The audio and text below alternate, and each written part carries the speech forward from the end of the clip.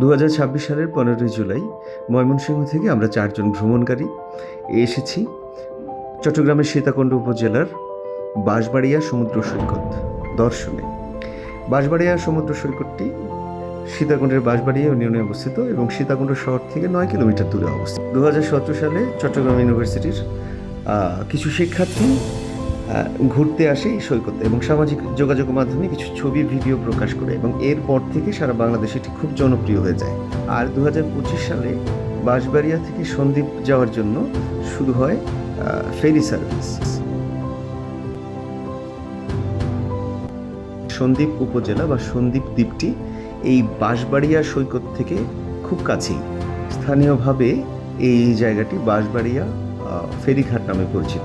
যা হোক, এই সৈকত এবং তার নিকটবর্তী স্থানে সবুজ ঘাসে ঢাকা চর, ঝাউবনের সারি ও সমুদ্রের উপরে যে দীর্ঘ জেটি ঘাট রয়েছে, সেই জন্য এটি পর্যটকদের কাছে অধুনা যথেষ্ট আকর্ষণীয়। এটি গুলিয়াখালী সি বিচের খুব কাছে অবস্থিত এবং বৈশিষ্ট্যগত দিক থেকে এর যথেষ্ট মিল আছে দুটি সৈকত। এটি একটি বিপজ্জনক সৈকত। এখানে গোসল করা বা অবগাহন করা সম্পূর্ণ নিষিদ্ধ, কারণ ইতিমধ্যে প্রায় 10 থেকে 12 জন পর্যটক এখানে মৃত্যুবরণ করেছে।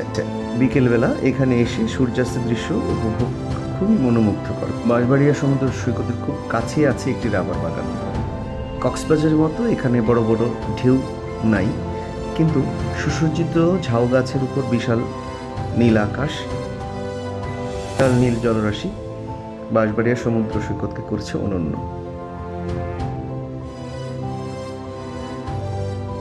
বাঁশবাড়িয়া সৈকতের প্রধান আকর্ষণ একটি ব্রিজ, যেটি প্রায় আধা কিলোমিটার পর্যন্ত সমুদ্রের গভীর পর্যন্ত বিস্তৃত। জোয়ারের সময় বৃষ্টির পানির মধ্যে সম্পূর্ণ মিশে যায়, আবার ভাটার সময় চোখে পড়ে দৃষ্টিনন্দন ইস্পাতের তৈরি ব্রিজ। তবে হালকা জোয়ারের সময় বৃষ্টি যখন পানিতে ভাসমান থাকে, তখনই দেখতে বেশি ভালো লাগে। পর্যটকরা এই ব্রিজে চড়েই হেঁটে যেতে পারেন সমুদ্রের অনেকখানি ভেতরে, যেটি অন্য কোনো সমুদ্র সৈকতে দেখা যায় না।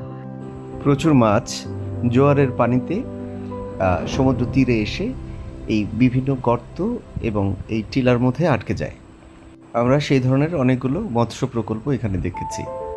কক্সবাজার সৈকতের বিকল্প না হলেও পর্যটকরা সমুদ্র সৈকতের আলাদা কিছু স্বাদ নেওয়ার জন্য এখানে আসতেই পারেন, কারণ এই সৈকতের বিভিন্নমুখী বৈচিত্র্য রয়েছে, যেটা আবার কক্সবাজারে নেই।